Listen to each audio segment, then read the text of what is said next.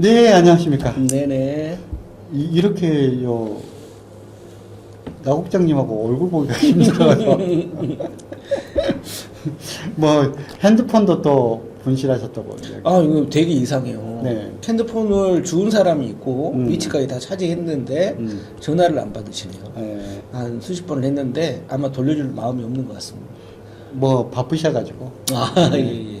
아니면 핸드폰이 너무 마음에 들었거나. 뭐 핸드폰도 사실은 5년 이상 쓴 거고, 예. 그런데 이제 거기에 이제 들어있는 정보들이 너무 아깝기는 하죠.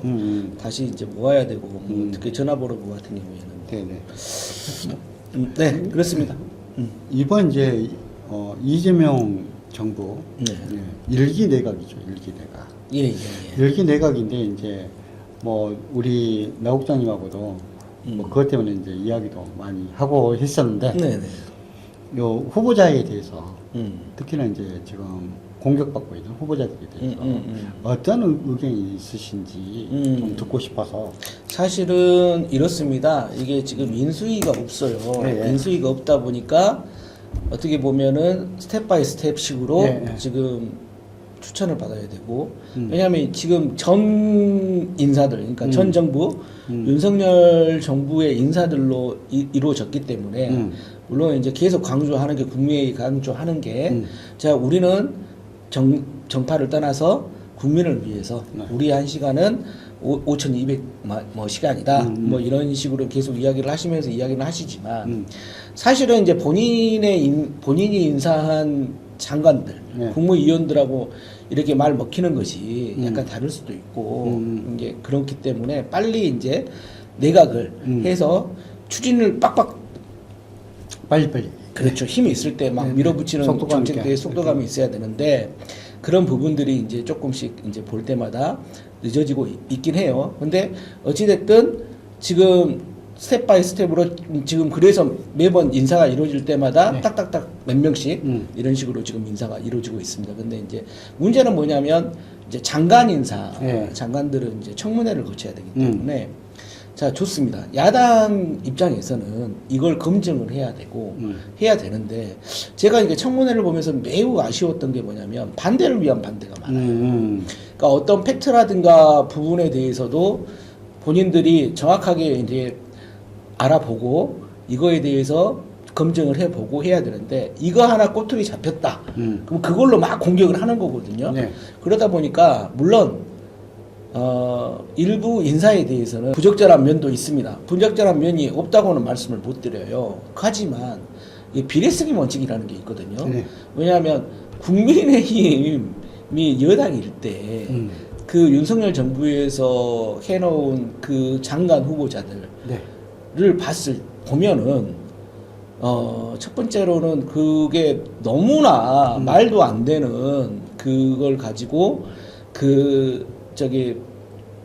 청문회 보고서도 채택이 안 될 만큼 그걸 가지고 밀어붙이고 나중에는 무조건 100% 그냥 인용해버렸지 않습니까? 네. 그러면 우리가 지금 본 것 중에 생각나는 게 여가부 장관 이야기로 축소해가지고 할까요? 강선우 예. 의원 이야기이신 네, 거죠? 강선우 예. 의원인데 그 전에 윤석열 정부에서 마지막 여가부 장관으로 추천했던 것은 김행. 김행. 예. 네, 맞습니다. 그러니까 이게 비례성 원칙에 맞지 않는다. 예. 이런 거죠. 그 부분에 굉장히 적절한 표현일 것 같다라는 생각이 들고요. 두 번째는 이제 그 당에서도 보통 이야기할 때 이렇게 국회의원 출신이라고 한다면 네. 낭만시키는 경우가 없거든요. 그거야. 뭐 일종의 뭐 자기네들 전에 동료였기도 같은 국회의원으로서의 어떤 동질적인 부분, 그다음 뭐 이런 부분도 있어. 꼭 장점만 있는 건 아니고 단점도 있었긴 했었는데. 예, 단점도 있지만 거기서 이야기하는 것들은 뭐냐면 국민들에게 일단 국회의원으로 해가지고 이렇게 선출직으로 된 게 아니고 선거를 통해 가지고 한 사람이기 때문에 그 부분에 대해서는 조금은 인정을 좀 해줘야 된다라고 했었던 것들이 사실 뭐 국민의힘당에서 중요하게 생각하기로 뭐 관례였고 라고 하는 부분이 있는데 이번에 여가부 장관에 대해서 엄청난 자료들을 갖다 계속적으로 제공하고 그다음에 조선일보라든지 이런 데서 이렇게 공격할 수 있는 시스템을 갖다가 만들어 준 게 사실은 그 국민의힘당에서 먼저 나온 게 아니라고 이야기하던데. 어떤 부분 말씀하시는 예, 거죠? 민주당에서 나온 이야기다. 갑질부터 시작해가지고. 네. 근데 저는 이렇게 생각을 해요. 물론 강선우 후보자가 갑질한 것은 문제가 있죠. 그 해서는 안 되는 건데 그게 이제 지네들은 갑질 안 했어. 그러니까 이제 강선우 의원의 갑질만 문제가 되는 건 아니에요. 좀 이렇게 타부적인 이야기여서 그 이야기를 안 했을 뿐이지 강선우 의원만 갑질을 했다? 아마 그 민주당 의원이든 물론 그렇지 않은 사람도 있지만 국민의힘 의원이든 그걸 지적하면서 솔직히 말해서 내가 제가 장관 후보자 청문회 자리에 없는 게 다행이다고 찔끔 이렇게 뭐랄까 그 양심의 네. 가책을 받은 의원들도 저는 있을 거라고 생각을 합니다. 사실은 이제 이게 엄청 큰 문제다. 그리고 하는 부분, 정책이라든지 아니면 장관 후보자가 될 만큼 특이한 문제가 될 것이다라고 생각하는 것보다는 일단 공격거리, 국회의원이라고 한다면 보편적으로 가지고 있는 문제를 가지고서 그렇죠. 그걸 갖다가 너무 확대시켜가지고 공격하는 사실은 이제 본인들이 관행이라고 해가지고 다 넘어갔던 부분들을 갖다가 공격하는데 실제적으로 이거 뭐 민보협이라고 네. 예 민주당 보좌관협의회 회장인 분이 이제 고건민 씨예요. 근데 이분이 허영 국회의원 네. 예, 보좌관인데 뭐 옛날부터 조금은 허영 의원에 대해서는 말이 많았지 않습니까? 네. 그러니까 보통 민주당이 힘들었을 때 뭐 당대표라든지 아니면 대통령을 갖다가 흔드는 쪽이 있어요. 항상 제3지대라고. 근데 그 중심에 이낙연파가 있고 이낙연파에서 굉장히 이름을 알렸던 사람 중에 한 명이 허영이거든요. 네. 허영의 보좌관이다. 라는 것이 이제 문제가 되는 것이고 또 한 가지는 무슨 문제가 있냐면 여성가족부에 대한 지금 이재명 후보가 생각하는 것은 이것은 페미니즘적 그러니까 너무 극도한 페미니즘 쪽으로 이렇게 계속적으로 가는 것 같이 유지하면 여가부가 폐지될 수밖에 없는 부분인 거죠. 네네네. 예, 예. 그래서 그 여성가족부 뭐 명칭을 바꾸는 것부터 시작해가지고 네, 그렇죠. 너무 페미니즘으로 가는 부분들을 갖다가 막으려고 지금 사실은 강선우 후보를 이렇게 했는데 민주당 내에서 이제 또 완전 페미니즘 뭐 이렇게 지상주의적인 생각 그래가지고 여가부 이렇게 공격하시는 분들도 네네. 계시고 명칭 폐지라든지 하는 것도 변경이라든지 그다음 여가부 폐지는 물론이고 명칭 바꾸는 것까지도 반대하시는 또 이제 그런 분들이 계시거든요. 저는 이제 페미니즘도 정확하게 보셔야 된다라고 네네. 하는데 여성 문제 운동이죠. 근데 이렇게 하는 것은 약간 저는 이제 페미니즘 원리주의자들이라고 예. 이렇게 보는 거죠. 그냥 페미니즘을 위한 페미니즘. 예. 그러니까 아무것도 아닌 거예요. 그냥 그러니까 본인들의 억울함만 강조하고 그러한 부분들을 이야기를 하는 사람들이 많은데 저는 그게 페미니즘의 본질이라고 생각하지 않고요.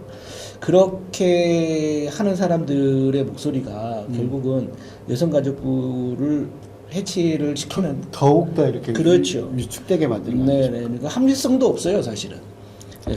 그래서 이제 이런 민주당 내에 이런 어떻게 보면은 극단적인 페미니즘 생각을 갖고 있는 뭐 정의당 이야기할 때도 있지만 사실은 그분들이 이렇게 추천해가지고 최고위원으로 들어오셔가지고 문제를 엄청 많이 발생시켰던 사람이 박지원 아닙니까? 네. 박지원 해가지고 정말 밑도 끝도 없고 뭐 공평성도 없고 뭐 형평성도 없고 뭐 논리도 없는 그 사람을 갖다 최고위원으로 밀던 사람이 이번에는 또 정반대로 이 갑질 논란을 갖다 이용해가지고 여가부 장관을 갖다 낙마시키고 그렇게 해가지고 여가부는 명칭도 뭐 바꿀 수 없고 그쪽으로 페미니즘 장관으로 계속적으로 유지해야 된다고 생각을 하고. 그러니까 저는 이렇게 생각합니다. 네. 본질적으로 들어가면 제가 아까 원리주의자들이 있었습니까? 네. 모든 원리주의자들은 뭐가 없냐면 합리적 대화가 없어요. 예. 결국은 합리적 대화를 못하기 때문에 윤석열이가 생겨났고 윤석열 정부 하에 있는 모든 장관들 그런 썩어 빠진 사람들을 올리자이라고 했기 때문에 대한민국이 이렇게 됐던 거 아니겠습니까? 네네. 그러니까 저는 그런 부분들은 민주당 내에서도 가감히 떨쳐내야 된다. 대화가 안 된 사람들은 무슨 최고위원 뭐 비상 그 대책위원장 이런 걸 만들어 놓고 비대위원장 시켰었죠. 그래 놓고 지금까지도 뭐 본인의 이야기가 마치 뭐 있냐 이렇게 하는 그런 부분은 합리적 대화가 되지 않는 사람들은 이제 좀 절연을 시킬 필요가 있다. 이렇게 봅니다. 뭐 장관 후보자 이야기를 하다 보니까 네. 뭐 그거하고 관계없는 뭐 뒷이야기를 갖다가 또 하게 됐습니다. 예. 다음 시간에는 또 이제 다른 건 가지고 또 네. 저는 한마디로 말하자면 이런 이제 마지막으로 네. 덧붙이자면 이번에 이제 민사가 이제 급격하게 이루어졌고 뭐 이제 뭐 검증이 잘 됐느냐 안 됐느냐 저는 그게 중요한 게 아니라 일을 시켜보고 안 되면 더 바꿀 수 있는 거거든요. 네. 사실은 이제 대통령실에도 사실 뭐 제3지대라고 이야기했다. 오원식이라든지 그다음에 강훈식이라든지 이런 사람을 갖다가 요 이재명 후보가 이렇게 갖고 포용해가지고 하는 것에 대해서 네.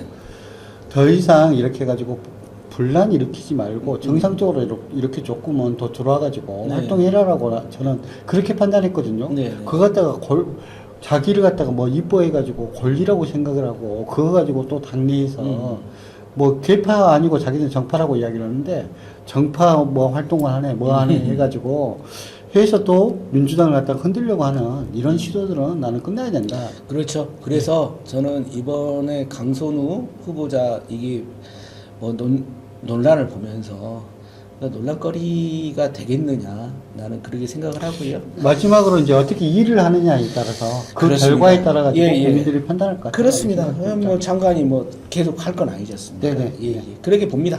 예.